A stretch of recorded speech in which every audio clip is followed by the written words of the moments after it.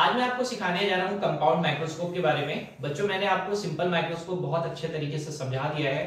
अब यहाँ पर आपके पास कंपाउंड माइक्रोस्कोप जैसा आप नाम से समझ रहे होंगे कि यहाँ पर हम लोग एक से ज्यादा लेंस यूज करेंगे। तो हम लोग यहाँ पर लेंस यूज करेंगे दो। कौन से लेंस यूज करेंगे? कॉन्वेक्स लेंस यूज करेंगे। दूसरी बात, हम लोग यहाँ पर जो ऑब्जेक्ट साइड के जो लेंस रखेंगे उसको बोलेंगे ऑब्जेक्टिव लेंस, और जिधर से हम लोग देख रहे होंगे उसको हम लोग बोलेंगे आईपीस। क्या बोलेंगे बच्चों? आईपीस। बच्चों मैं प्रॉपर तरीके से डायग्राम सेट करता हूं और फिर आपको और नई नई चीजें समझाऊंगा। हाँ, एक और चीज, यहां पर आपके पास ऑब्जेक्टिव लेंस रहता है छोटा और आई लेंस रहता है बड़ा।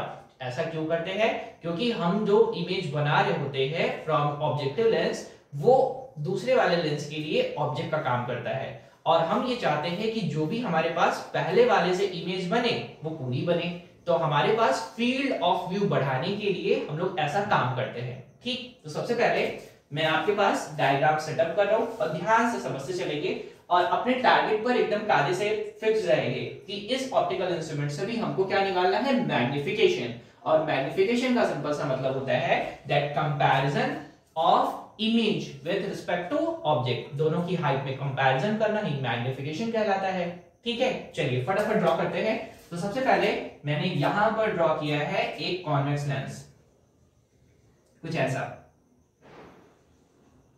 ठीक, और फिर मैंने ड्रॉ कर दिया है प्रिंसिपल एक्सिस, या फिर प्रिंसिपल प्लेन भी बोल सकते हैं आप इसको। ठीक है, अब क्या करेंगे? इसका ऑप्टिक सेंटर बना लेते हैं, जिसका नाम मैं रख दूंगा OO। जिसका नाम मैंने रख दिया है OO। That is OO stand for optic centre of objective lens. Optic centre of objective lens. ठीक, कोई गड़बड़ तो नहीं करेंगे। चलिए यहां पर मैं फोकस भी बना देता हूं। ये रहा FO और ये रहा FO। ठीक, आपको करना क्या है बच्चों? आपको सिंपली ना इस FO यानी फोकस के पीछे किसी भी ऑब्जेक्ट को प्लेस कर देना है, और हमें ऐसी कंडीशन बच्चों ढूंढनी रहती है कि हमें ना जो भी हमारा ऑब्जेक्ट है उससे थोड़ी बड़ी इमेज मिले। तो हम क्या करेंगे? यहां से मैग्नीफाइड इमेज तो प्रोड्यूस कर ही रहे हैं, और उस मैग्नीफाइड इमेज को हम लोग दूसरे वाले लेंस से और मैग्नीफाइड कर लेंगे।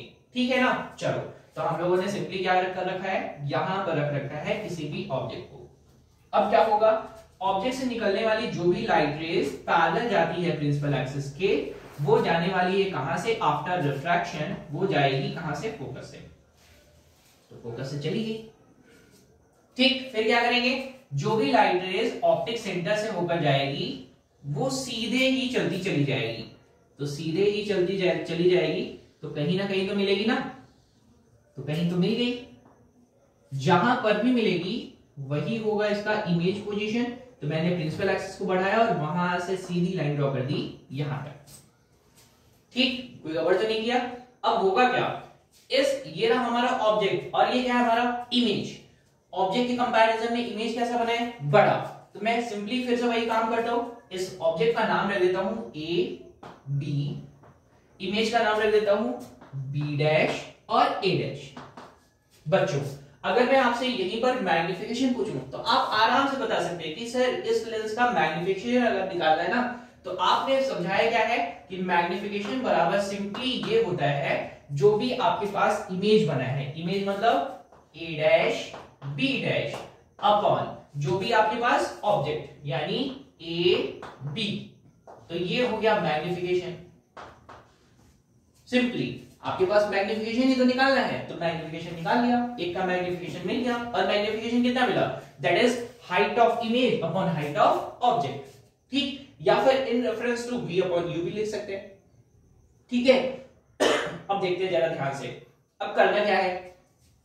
आपको सिंपली ये जो आपके पास इमेज प्रोड्यूस हुआ है ना, इसके सामने आपको एक लेंस रखना है, और जिसको हम लोग बोलेंगे आई लेंस या फिर बोलेंगे आईपीस। और हमको ऐसी जगह पर रखना है उसको कि उस जो हमारा लेंस है ना, उसका ऑप्टिक सेंटर और फोकस के बीच में ये ऑब्जेक्ट ये आ जाए। तो उससे फायदा क्या होगा? ये और मैग्नीफाइड हमको दिखाई देगा। ठीक है, तो चलो यही काम करते हैं। तो सबसे पहले मैंने इनके पास एक और लेंस रख दिया, इस लाइन को मैंने और बढ़ा दिया है, और यहां पर मैंने एक बड़ा लेंस बनाया है। तो मैं बड़ा लेंस बना रहा हूं कुछ ऐसा। मैंने ये लेंस बना दिया है बड़ा। ठीक, तो ये आई ऑब्जेक्टिव लेंस कैसा है, छोटा, आई लेंस कैसा है, बड़ा। अब क्या करेंगे, ये वाला जो यहां पर दोनों लाइंस जा रही हैं, तो अभी ये कैसा काम कर रहा है, एज अ ऑब्जेक्ट, जैसे ढेर सारी लाइट रेज निकलेंगी, या फिर आप इन दोनों लाइट रेज को भी लेकर बना सकते हैं। तो मैं क्या करने वाला हूं, सिंपली यहां से जो लाइट रेज चल रही है ना, उनको सबसे पहले लेकर जाता हूं पैरेलल। किसके पैरेलल, ये जो आपका प्रिंसिपल एक्सिस है। तो आपको अच्छे से पता है कि ये रहा ऑप्टिक सेंटर, और ऑप्टिक सेंटर का नाम मैं अभी यहां पे रख दे रहा हूं OE, optic centre of eye lens. हमें करना क्या है, ये जो आपके पास इमेज बन रहा है, ये आपके फोकस यानी इस वाले लेंस का जो भी फोकस होगा ना, उसके बीच में आ जाए। तो मैं इसका नाम रख रहा हूं, ये पॉइंट कौन सा है, FE, that is focus of eye lens. यहां पर जितनी डिस्टेंस है उतनी ही डिस्टेंस पर मैं आगे भी बना दे रहा हूं, दैट इज FE। करेक्ट, कोई गड़बड़ तो नहीं करेंगे।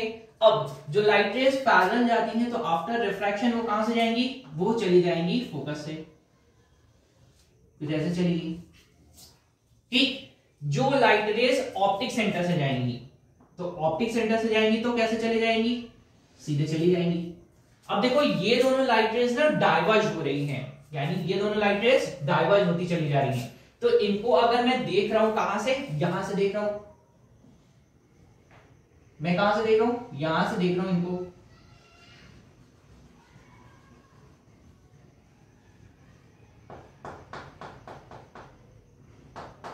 मैं कहां से देख रहा हूं, पीछे से। अगर मैं पीछे से देख रहा हूं तो मुझे मिलेगा क्या, ध्यान से समझेंगे। तो ये लाइट रेज आगे की तरफ मिलती हुई नहीं लगेगी, तो इनको हम ले जाएं आगे की तरफ और कहीं पर मिला दें, और मैंने मिला दिया है कुछ यहां पर। ठीक, और मैंने फिर प्रिंसिपल एक्सिस से लाइन ड्रॉ कर दी है।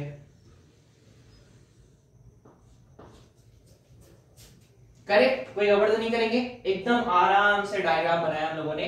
दिस इज कंपाउंड माइक्रोस्कोप का डायग्राम है ये, और ये रहा आपका ऑब्जेक्टिव लेंस, और ये कौन सा लेंस है, आई लेंस। पहले के लिए तो ये रहा ऑब्जेक्ट, ये रहा इमेज। दूसरे के लिए कौन ऑब्जेक्ट है, ये रहा ऑब्जेक्ट और ये रहा इमेज। बस इतना सा काम। ठीक, कोई गड़बड़ थी अभी तक नहीं। अब क्या करना क्या है, आपको निकालना तो मैग्निफिकेशन है। तो मैग्निफिकेशन निकालने के लिए आपको करना क्या है, आपको एक्चुअल इमेज कौन सी मिल रही है, ये वाली। तो इनका नाम रख देते हैं, ये रहा B" और ये रहा A". तो अगर मैं आपसे पूछूं कि बताओ जरा कि कितना मैग्निफिकेशन आएगा कंपाउंड माइक्रोस्कोप का, तो आपके पास सिंपल सा जवाब होना चाहिए कि मेरे पास कंपाउंड माइक्रोस्कोप को अगर मैं पूरा देखूं ना, तो मेरे पास इमेज कौन सा मिल रहा है, फाइनल इमेज ये रहा।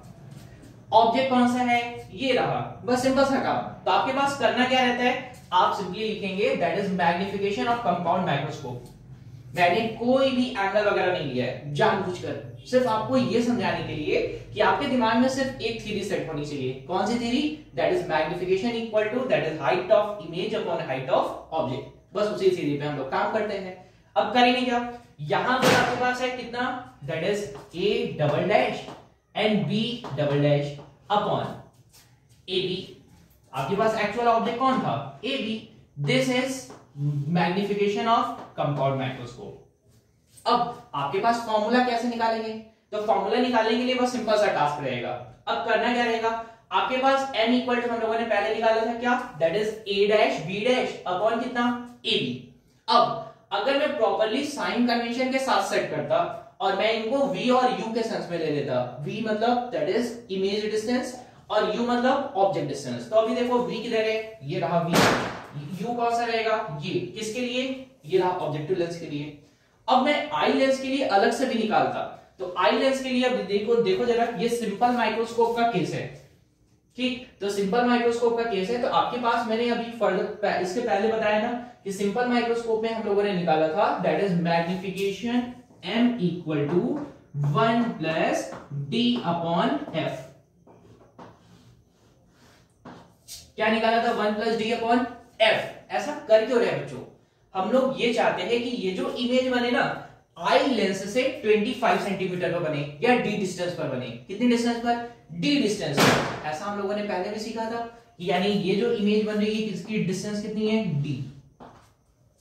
ऐसा कर क्यों रहे हैं, क्योंकि हमको एकदम शार्प और क्लीन इमेज दिखाई दे। ठीक है, पक्का, कोई गड़बड़ तो नहीं करेंगे। आपके पास कंपाउंड माइक्रोस्कोप का टोटल मैग्नीफिकेशन कितना है, that is a double dash b double dash upon ab। अगर इस सिर्फ और सिर्फ ऑब्जेक्टिव लेंस का मैग्नीफिकेशन निकालते हैं तो वो हो जाता m equal to a dash b dash upon ab। अगर मैं सिर्फ और सिर्फ इस वाले लेंस का मैग्नीफिकेशन निकालता तो m equal to 1 plus d upon f e या f 1 plus d upon f। और मैं ना यहां पर ये जो डिस्टेंस है इसको मैं ले लेता हूं f e, तो आपको कोई कंफ्यूजन नहीं होगा।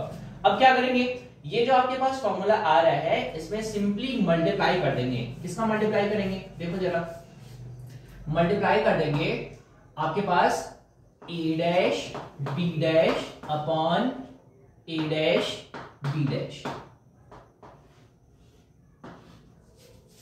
ऐसा किया क्यों, क्योंकि अगर मैं ना सिर्फ आई लेंस को देखता तो मैं आई लेंस के लिए मैंने आपको क्या बताया है कि सिर्फ कंपैरिजन करना है। तो अगर ये फॉर्मूला आपके पास आया कहां से, ये आया है आपके पास m equal to what, that is आपके पास क्या है, ये इमेज, यानी a double dash b double dash upon क्या आ जाएगा a डैश b डैश। तो आपके पास यही तो है ये फॉर्मूला, यही तो हम लोगों ने सॉल्व किया था फर्दर कि आपके पास a double dash b double dash upon a dash b dash equal to 1 plus d upon f e। यानी आपके पास सिंपली आपको ध्यान ही यही रखना है कि height of image upon height of object. अभी इस फॉर्मूले से प्रूफ क्या होगा, आप ना इनको सेट कर सकते हैं। कैसे सेट कर सकते हैं, यहां पर आप बना सकते हैं इनको इसके फॉर्म में और इसके फॉर्म में।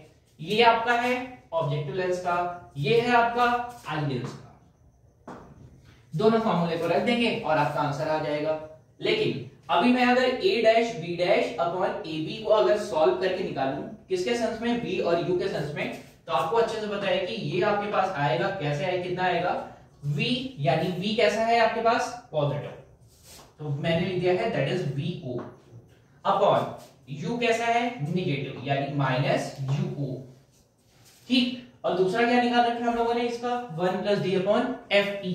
तो आपके पास आएगा कितना, आएगा आपके पास minus vo upon uo 1 plus D upon F E. बस ये रहा आपका total magnification formula, that is for compound microscope. बच्चों एकदम इजी तरीके से करेंगे, बहुत ज्यादा क्लमजी नहीं करेंगे, बहुत ज्यादा आप एंगल वगैरह के चक्कर में नहीं पड़ेंगे। एक दिमाग में एकदम सेट होना चाहिए, दैट इज जो भी आपके पास इमेज प्रोड्यूस हो रहा है और जो भी आपके पास ऑब्जेक्ट है, दोनों का कंपैरिजन। ठीक बच्चों, मैं उम्मीद करता हूं आपको ये लेसन बहुत अच्छी तरीके से समझ में आया होगा। थैंक यू बच्चों।